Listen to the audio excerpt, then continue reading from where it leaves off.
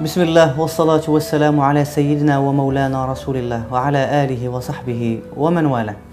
مشاهدينا الكرام، مشاهدي قناة الشاهد، مرحبا بكم في حلقة جديدة من برنامجكم أنغام السماء. نغمتنا لهذه الحلقة هي نغمة زكية عطرة من أرض الأحزان والآلام، نفس الله كربتها.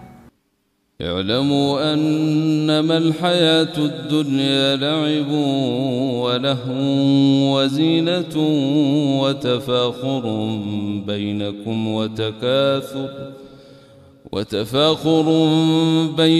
وتكاثر في الأموال والأولاد، كمثل غيث أعجب الكفار نباته ثم يهيج فتريه مصفرا ثم يكون حطاما، وفي الآخرة عذاب شديد ومغفرة من الله ورضوان، وما الحياة الدنيا إلا متاع الغرور.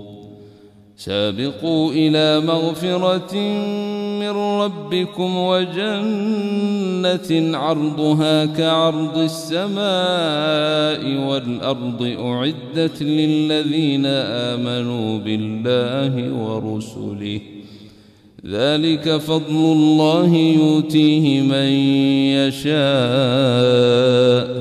والله ذو الفضل العظيم. هو الشيخ عبد الرشيد الصوفي ولد في العام 1964 للميلاد في الصومال، وقيل بأن أصله وأصل عائلته من منطقة اسمها أوغادين لا تزال إلى يومنا هذا تحت سيطرة إثيوبيا. حفظ القرآن وضبط علم القراءات العشر ومتن الشاطبية على يد والده العلامة الشيخ علي بن عبد الرحمن صوفي، مفتي الديار الصومالية آنذاك وعالم من علمائها الكبار. يحكي الشيخ الابن عن الوالد المفتي أنه كان يختم القرآن في كل 3 أيام، وكل ختمة بقراءة ورواية معينة من القراءات العشر رحمه الله، يبدأها بقالون ثم ورش وهكذا. وإليكم سورة الفاتحة برواية الدوري عن أبي عمرو، وهي التي كانت مشهورة في الصومال والشرق الإسلامي قبل رواية حفص عن عاصم. أعوذ بالله من الشيطان الرجيم. بسم الله الرحمن الرحيم. الحمد لله رب العالمين، الرحمن الرحيم، ملك يوم الدين، إياك نعبد وإياك نستعين، اهدنا الصراط المستقيم، صراط الذين أنعمت عليهم غير المغضوب عليهم ولا الضالين.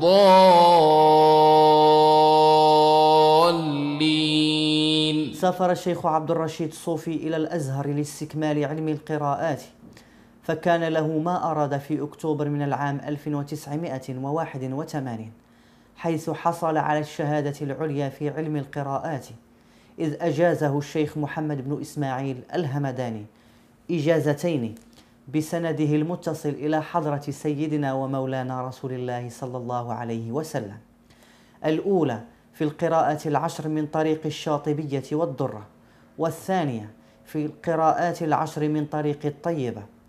سافر الشيخ إلى قطر بدعوة من مسؤوليها في العام 1991. وإذ قال لقمان لابنه وهو يعظه يا بني لا تشرك بالله إن الشرك لظلم عظيم.